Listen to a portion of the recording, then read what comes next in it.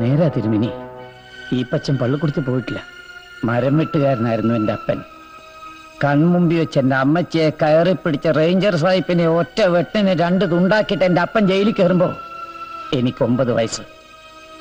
കഴുമരത്തെന്ന് അപ്പന്റെ ശവമിറക്കി ദാ ഇങ്ങനെ കയ്യിലോട്ട് വാങ്ങിക്കുമ്പോ അന്ന് എന്റെ 10ാമത്തെ പിറന്നാളാ.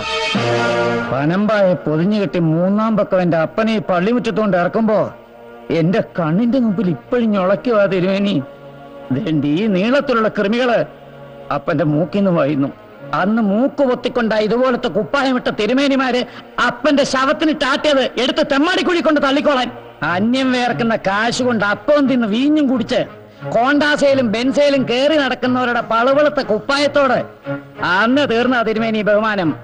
ഇപ്പൊ എനിക്ക് അതിനോട് തിരുമേനി ഇംഗ്ലീഷിൽ പറഞ്ഞ സാധനമാ. എന്നതാടാ നീ തലകുലിക്കല്ലോ.